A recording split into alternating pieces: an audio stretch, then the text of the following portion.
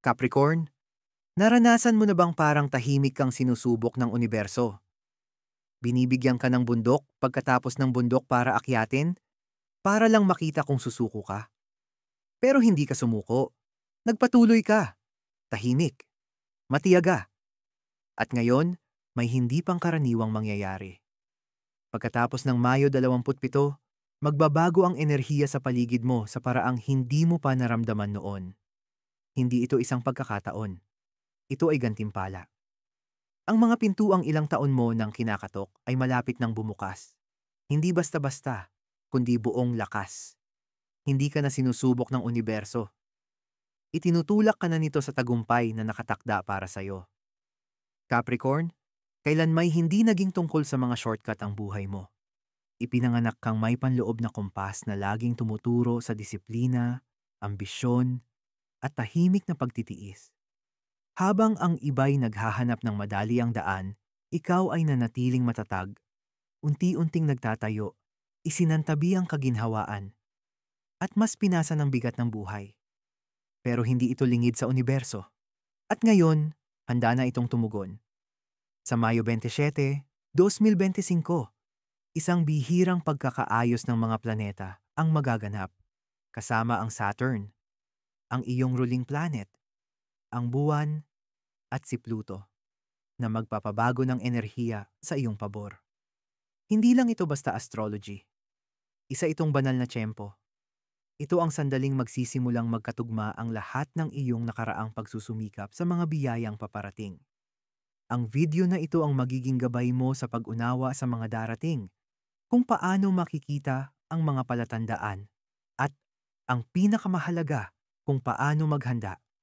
Dahil Capricorn, hindi na malayong pangarap ang tagumpay. Pagkatapos ng Mayo 27, ito na ang hahabol sa iyo. Ang cosmic shift pagkatapos ng Mayo 27 Capricorn, ikaw ay pinamumunuan ni Saturn, ang dakilang guro ng zodiac. Hindi siya nagbibigay ng mabilisang gantimpala. Sa halip, tinuturuan ka nito ng mga aral, binibigyan ka ng panahon, at binibigyan ka ng estruktura. Kaya't madalas, parang napakabagal ng takbo ng iyong buhay. Tuloy-tuloy na pag-akyat sa isang bundok na tila walang dulo. Pero narito ang hindi alam ng karamihan. Habang tumataas ang bundok, mas maganda ang tanawin sa tuktok. At Capricorn, pagkatapos ng Mayo 27, sa wakas ay aalisin na ng universo ang mga ulap para makita mo ito ng malinaw. Sa petsang ito magkakaroon ng magandang pagkakatugma si Saturn kay Pluto, ang planeta ng malalim na pagbabago, at sa buwan, na siyang gumagabay sa iyong emosyon. Hindi ito isang ordinaryong pangyayari. Isa itong banal na kombinasyon ng kapangyarihan, pagtitiyaga, at layunin. At dahil si Saturn ang iyong ruling planet, ang enerhiyang ito ay hindi lang basta dadaan sa iyo. Bubuuin nitong muli ang iyong hinaharap. Si Pluto ay may kakayahang ilabas ang mga katotohanang matagal nang nakatago. Ang mga pangarap na matagal mo nang binitawan ay muling magbabalik, ngunit sa mas matatag na anyo. Ang pagkakaayos na ito ay muling pinapagana ang enerhiya ng iyong ikasampung bahay, ang bahagi ng zodiac na sumasaklaw sa iyong karera, reputasyon, at layunin sa buhay. Mapapansin mo ang pagbabago sa paraan ng pagtingin sa iyo ng mga tao, sa tindig mo, at sa kung paano mo nakikita ang iyong direksyon sa buhay. Ang mga hadlang noon ay biglang magmumukhang bukas na daan. Sa emosyonal na aspeto, maaari mong maramdaman na ikaw ay mas malinaw mag-isip, mas kalmado, at nakakagulat na mas matapang. Hindi ito basta nararamdaman mo lang. Ito ang epekto ng buwan na sumasabay sa karunungan ni Saturn. Hindi ka lang basta gumagaan ang pakiramdam. Nagkakahanay ka na sa mas mataas mong sarili. At sa pagkakahanay na ito, hindi ka basta tinutulak, kundi itinataboy ng may lakas, patungo sa aksyon. Capricorn, ang Mayo 27 ay parang isang cosmic deadline. Ito ang hangganan ng pagkaantala at ang simula ng mabilisang pag-usad. Kung matagal ka nang nakaramdam ng pagkakabalaho sa trabaho, may malaking desisyong hindi ka makapagpasya o takot ang pumipigil sa'yo, ang pagkaka-align na ito ang magpapabago sa lahat. Ang mga bagay na tila matagal nang walang galaw ay muling kikilos. Hindi dahil sa swerte, kundi dahil alam ng universo na handa ka na. Maaaring makatanggap ka ng hindi inaasahang balita, paanyaya, o mga alok sa trabaho. Maaaring maakit ka sa mga bagong lugar, tao, o landas na tila pamilyar, na parang matagal nang hinihintay ng iyong kaluluwa. Iyan ang enerhiya ni Pluto na gumagalaw. Ibinabalik ka sa iyong tunay na sarili at sa misyon mong kailangang tuparin. Huwag mong baliwalain ang petsang ito, Capricorn. Huwag mong iwasan ang maliliit na pagbabago o mga kakaibang kaganapan. Ito ang iyong turning point. Hindi ka na tinutuligsa ng universo. Sa katunayan, sa unang pagkakataon sa matagal na panahon, binubuksan na nito ang landas mo para sa iyong pag-angat. Ang emosyonal na paglalakbay ng isang Capricorn, ang pangalan niya ay Alina. Isang Capricorn sa bawat aspeto, disiplinado, tahimik, at walang katapusang matiisin. Isa siyang uri ng tao na palaging may pasan pero hindi nagrereklamo. Mula pagkabata, siya na ang sandalan ng iba. Nang magkasakit ang kanyang ama, tahimik siyang naging tagapag-alaga. Nang mahirapan sa pag-aaral ang kanyang nakababatang kapatid, naghahanap siya ng dagdag na trabaho para may pambayad sa tutor nito. At nang paulit-ulit na naantala ang sarili niyang pangarap na magtayo ng maliit na interior design studio, ngumiti lang siya at sinabing, "Balang araw." Pero ang balang araw na yon ay hindi dumating. Hindi kaagad, hindi sa mahabang panahon. Sa loob ng maraming taon, pinanood ni Alina ang iba na unti-unting umaasenso. Mga taong mas kaunti ang talento, mas kaunti ang puso, at halos walang sakripisyong tulad ng sa kanya. Narating ang mga bagay na pangarap lamang niya. Hindi ito inggit, hindi ganoon ang Capricorn. Pero masakit. Napatanong siya kung nakalimutan na ba siya ng universo. Kung ang lahat ng kanyang pagtitiis ay walang saysay. Pagsapit ng kanyang ika-34 na kaarawan, tila sumuko na siya. Hindi lubusan. Pero sapat na para tumigil sa pagsubok. Pagod na siya. Pagod ng laging magsimula ulit. Pagod ng laging maging matatag. Tahimik niyang itinago ang kanyang mga guhit at inilagay ang mga pangarap sa isang lumang kahon sa ilalim ng kama. Naging paulit-ulit na lang ang buhay niya, gumising, pumasok sa trabaho, magbayad ng bills, matulog. Lagi siyang nakangiti, pero sa loob, pakiramdam niya'y nawawala siya. At dumating ang Mayo 27. Nagsimula ito sa isang panaginip. Nasa tuktok siya ng isang mataas na bundok. Sa ibaba niya, kumikislap ang mundo sa liwanag. Pero sa likod niya, puro ulap lang ang makikita. Isang boses ang bumulong, "Tigilan mo na ang paglingon." Ang tanawin sa unahan ay naghihintay. Nagising siyang umiiyak, isang bagay na matagal nang hindi niya nararanasan. Sa parehong linggo, nagsimula siyang makakita ng angel numbers. 11, 11, 2, 2, 2, 1, 0, 1, 0. May mga taong matagal na niyang hindi nakakausap na biglang nagparamdam. Isang dating kaklase sa kolehiyo ang nagyayang makipagtulungan sa isang maliit na design project. "Hindi ito malaki," sabi nito, "pero ikaw agad ang naisip ko." At sa isang iglap, muling humawak si Alina ng lapis. Ang maliit na proyektong iyon ay naging portfolio. Ang portfolio ay nagdala ng kliyente. At sumunod pa ang isa, at isa pang brand deal.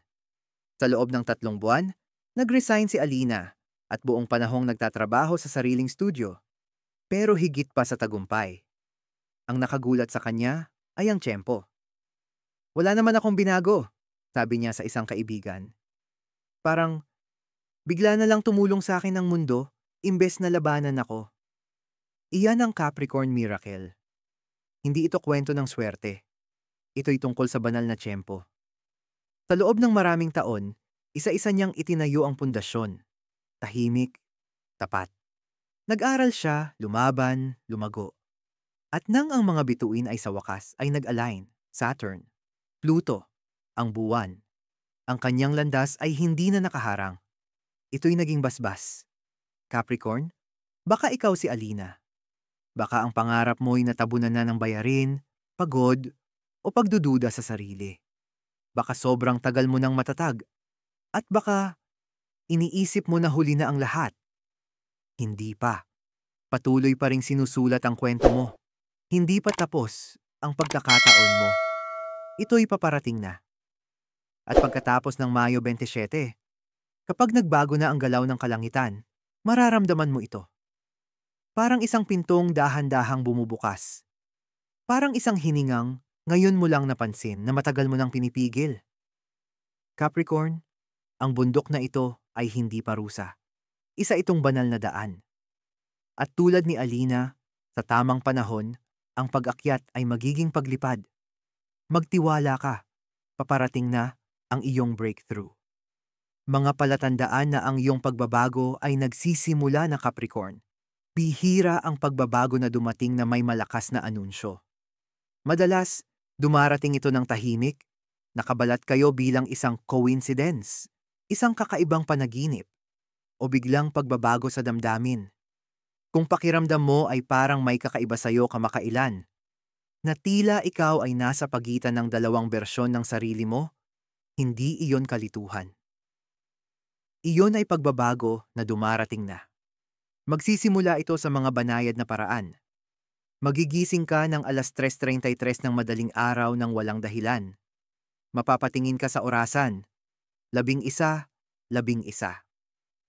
Magsisimula kang makarinig ng parehong mensahe sa iba't ibang lugar. Sa TV, sa estranghero, sa libro. Panahon mo na.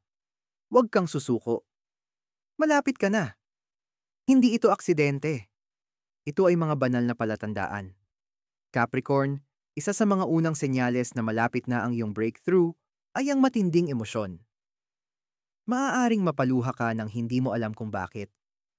Maaaring bumalik ang mga alaala, mga tao mula sa iyong nakaraan ay bigla mong maiisip o muling pumasok sa buhay mo.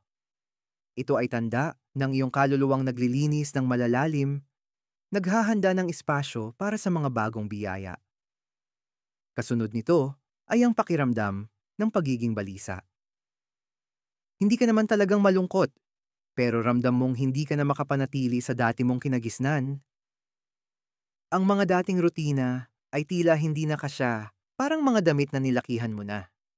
Ito ay banayad na tulak ng universo. Hindi komportable ang paglago dahil hinihikayat ka nitong iwanan ng pamilyar. Mapapansin mo rin ang pagbabago sa iyong enerhiya.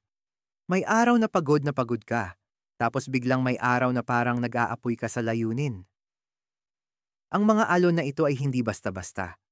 Ito ay resulta ng emosyonal na hatak ng buwan, ang disiplinadong tulak ni Saturn, at ang malalim na pagbabago ni Pluto, lahat nagtutulungan upang baguhin ka mula sa loob. At ang paligid mo? Maaaring may mga tao na unti-unting lumalayo, mga kaibigang dati nagpapaliit sa'yo, o mga relasyon na hindi nakita ang tunay mong halaga. Huwag mo silang habulin. Ang pagkawala nila ay nagbubukas ng espasyo para sa mas magagandang koneksyon. Kasabay nito, makikilala mo ang mga bagong tao, mga taong kapareho mo ng wika, nakakakita ng liwanag mo at naniniwala sa pangarap mo. Hindi lang ito basta pakikisalamuha, ito ay mga koneksyong espiritual. Capricorn, isa pang makapangyarihang palatandaan ay ang pagbabalik ng inspirasyon. Ang mga ideyang matagal ng tila patay ay muling nabubuhay. Baka mapansin mong nagsusulat ka ulit ng mga plano, nangangarap ulit ng malaki, o kinikilig sa mga bagay na matagal mo nang isinuko. Hindi ito simpleng nostalgia, ito ay pagkaka-align. Alam ng iyong kaluluwa na malapit na ang tamang panahon. Pakinggan mo rin ang iyong katawan. Nakakaramdam ka ba ng biglang kilabot, tila kuryente sa balat, o pressure sa dibdib kapag iniisip ang isang bagay na mahalaga? Iyan ay ang paggising ng iyong intuisyon. Bagamat natural sa isang Capricorn ang pagiging lohikal, sa ngayon, ang intuition mo ang siyang pinakamalakas. Pagkatiwalaan mo ito. At sa huli, mararamdaman mo ang kakaibang kapayapaan kahit na wala pang nagbabago. Isa ito sa pinakamalalim at pinakabihirang senyales. Hindi mo alam kung paano o bakit, pero may bubulong sa loob mo. Paparating na. At ang katahimikang iyon ang magiging gabay mo. Ang mga senyales na ito ay hindi imahinasyon. Ito ay ebidensya. Ang universo ay hindi nagbibigay ng mga biyaya nang walang babala. Pinaghahandaan ka nito. At kung kahit isa man lang sa mga senyal na ito ay nararanasan mo, pakinggan mo ito ng mabuti. Capricorn, ang iyong pagbabago ay hindi palapit pa lang. Nagsimula na ito. Ano ang aasahan pagkatapos ng Mayo? 27 Capricorn? Pagkatapos ng Mayo 27, isang bagong kabanata ng iyong buhay ang magsisimula. Hindi ito puno ng pagmamadali, kaguluhan, o pagkalito, kundi gumagalaw ito ng may linaw, direksyon, at hindi mapipigilang pag-usad. Matagal mo nang hinihintay ang senyales na panahon mo na. Ngayon, hindi na ito paparating. Dumating na ito. Isa sa mga unang bagay na mapapansin mo ay ang hindi maipaliwanag na pagbabago sa iyong enerhiya. Mas magiging kalmado at nakatuon ka. Ang mga bagay na dati mong ikina-stress, mga deadline, pagkaantala, pagdududa, unti-unting mawawalan ng kapangyarihan sa iyong emosyon. Iyan si Saturn, ang iyong ruling planet, na nagbibigay sa iyo ng pundasyon ng pagiging mature, responsable, at makapangyarihan. Parang unti-unting nawawala ang hamog at biglang luminaw ang daan sa harapan mo. Sa iyong karera, asahan mong lilitaw ang mga oportunidad ng tila napakadali. Maaaring may magbanggit ng pangalan mo sa tamang lugar. Isang ideya na matagal mo nang iniisip ay biglang magiging mahalaga. Maaaring ialok sa iyo ang pamumuno sa isang proyekto, isang kolaborasyon o promosyon. Pero higit pa ito sa pagkilala, ito ay tungkol sa tamang pagkaka-align. Inilalagay ka na ng universo sa lugar kung saan ka talaga nararapat. Maaari mo ring maramdaman ang malakas na pagnanais na simulan na ang negosyong matagal mo nang pinapangarap, mag-apply sa isang grant o lumikha ng isang bagay na matagal mo nang iniingatan sa puso. Ang mga takot mo tungkol sa pera o pagkabigo ay unti-unting hihina at sa halip ay mapapalitan ito ng isang tahimik ngunit matatag na kumpiyansa. Hindi mo nahahabulin ang tagumpay. Tatanggapin mo ito dahil alam mong pinaghirapan mo ito. Sa aspetong pinansyal, pagkatapos ng Mayo 27, mararamdaman ng mga Capricorn ang unti-unting pag-alis ng mga dating hadlang. Maaaring ito'y utang, hindi bayad na sahod, o pabago-bagong kita. Unti-unti na itong gumagaan. Ang mga pagkakataon para sa katatagan at pag-unlad ay lilitaw. Ang ilan ay galing sa trabaho. Ang iba'y mula sa mga hindi inaasahang paraan. Maging bukas sa pagtanggap kahit hindi ito tradisyonal. Maaaring ito'y referral, isang sideline, o isang kaibigang magpakilala sa iyo sa investor. Hindi ito aksidente. Ito'y mga sagot sa panalangin mo na dumating sa paraang hindi mo inaasahan. Sa personal na buhay, mapapansin mong tumitibay ang iyong mga hangganan. Hindi mo napapayagan ang mga relasyong kulang sa puso o isang panig lang. Hahanapin mo ang lalim, katotohanan, at presensya. At habang binibitawan mo ang mga toxic na pattern at tao, binubuksan mo ang espasyo para sa mga koneksyong tunay na sumusuporta sa iyong paglago. Kasama na rito ang pagkakaibigan, pamilya, at pag-ibig. Sa emosyon, mas lalakas ka. Kung dati ay nagdadalawang isip ka, ngayon ay magsasalita ka na ng may tahimik na kumpiyansa. Kung dati ay paulit-ulit kang nag-o-overthink, ngayon ay kikilos ka na ng buo ang loob. Ang boses sa loob mo, yung laging nagdududa, mapapalitan na ng panibagong tinig. Isang tinig na nagsasabing, para dito ka isinilang. Pero marahil, ang pinakamakapangyarihang pagbabago ay kung paano ka sisimulan makita ng iba. Mararamdaman nila ang iyong lakas, ang iyong karunungan, ang iyong pananaw. May tatlong mai-inspire. May tatlo na matatakot. Ayos lang yan. Hindi ito ang panahong magpakaliit. Ito ang panahong lumaban at lumipad pataas. Mga ritual para umakma sa pagbabagong ito Capricorn, ang enerhiyang darating pagkatapos ng Mayo 27 ay hindi tahimik. Ito ay isang puwersang kailangang salubungin ng buong layunin. Binubuksan ng universo ang isang pinto pero ikaw pa rin ang kailangang tumawid. Dito papasok ang mga ritual. Hindi yaong may halong pamahiin o takot, kundi mga sagradong hakbang na sumisigaw sa kalangitan. Handa na ako. Ika-1, Saturn Gratitude Ritual. Sa gabi ng Mayo 27, sindihan ng isang kandila. Mas mainam kung kulay dark blue o itim. Mga kulay ni Saturn. Umupo sa katahimikan. Sa iyong notebook, isulat ang lahat ng paraan kung paano ka lumago sa nakaraang 5 taon. Huwag pagtuunan ng pansin ang resulta. Ituon ito sa tibay, karunungan at lakas. Ang Capricorn ay hindi naghahanap ng papuri. Ito ay tungkol sa pundasyon. Sa paggalang sa iyong tahimik na tagumpay, inaakit mo ang mas malalaking biyaya. 2, Success Altar. Hindi mo kailangan ng mamahaling gamit. Isang maliit na lamesa o istante lang ay sapat na. Ilagay ang 3 bagay na kumakatawan sa iyong mga layunin, tulad ng journal, isang barya, o simbolo ng pamumuno. Magdagdag ng grounding crystal gaya ng hematite o onyx. Bawat umaga sa loob ng 7 araw, pagkatapos ng Mayo 27, umupo sa harap ng iyong altar, ipikit ang mga mata, at bigkasin ang affirmation na ito. Nagtitiwala ako sa banal na tiyempo. Handa na akong tumanggap. Ang aking landas ay nabubuo na may lakas, linaw, at biyaya. Mabibigla ka kung paanong kahit 1 minutong pagsasanay nito ay kayang baguhin ang iyong pananaw.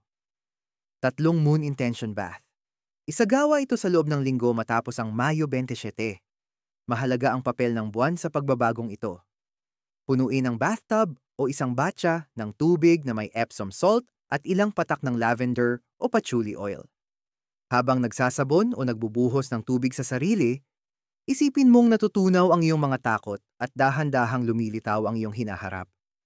Mahinang sabihin ang iyong layunin, hindi ko na pinapasa ng bigat ng aking nakaraan.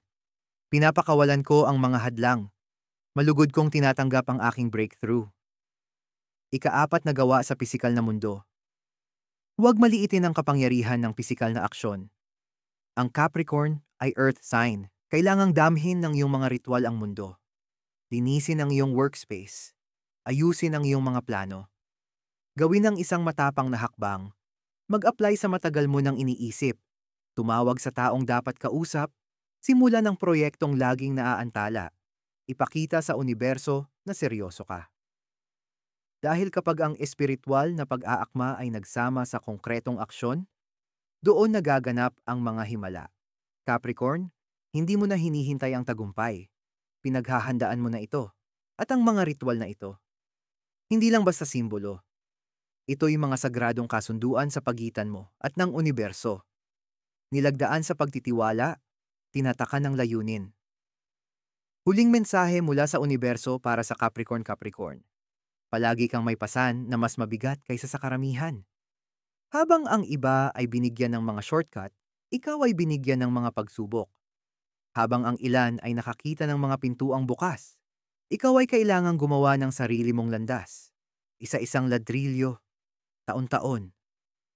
At kahit minsan ay nagduda ka sa sarili, kahit inakala mong nakalimutan ka na ng universo, hindi kailanman nangyari iyon. Bawat pagkaantala, bawat pagkawasak ng puso, bawat gabing walang tulog, hindi iyon parusa. Isa itong paghahanda, isang apoy na dumalisay sa iyo upang hindi ka matinag. At ngayon, sa pagdating ng Mayo 27, tila ang kalangitan mismo ang bumubulong. Panahon mo na. Pero ang tagumpay ay hindi palaging maingay. Minsan, dumarating ito sa tahimik na linaw. Sa kapayapaan na pumapalit sa pag-aalala. Sa lakas na hindi bago, pero mas malalim, mas matalino. Hindi ka basta papasok sa isang maswerteng yugto. Papasok ka sa pagkakatugma, sa iyong katotohanan. Sa buhay na matagal mo nang nililikha, tahimik pero matibay. Hindi ka kailangang magmadali pa, Capricorn. Ang kailangan lang ng universo ay ang mas malalim mong pagtitiwala. Ang paniniwala, hindi dahil perpekto na ang lahat, kundi dahil alam ng iyong espiritu na may malaking pagbabagong nangyayari. Capricorn, ito ang mensahe para sa iyo. Hindi ka kailanman naiwan. Pinaghandaan ka lang para sa mas dakila. At ngayon, inaalis na ang bigat. Nililinis na ang daan. Ikaw ay umaangat, hindi dahil sa tsamba kundi dahil ito ang itinakda. Kaya huwag kang magpakaliit. Huwag kang mag-atubili. Hayaan mong bumagsak na ang lumang bersyon ng iyong sarili. Ipakita mo sa mundo kung sino ka ngayon. Kung sino kang binuo ng apoy at pananampalataya. Ikaw ang bundok. Ikaw ang bagyo. Ikaw ang katahimikan pagkatapos ng lahat. At ngayon, sa wakas, ikaw na ang kwentong tagumpay na isinilang kang maging.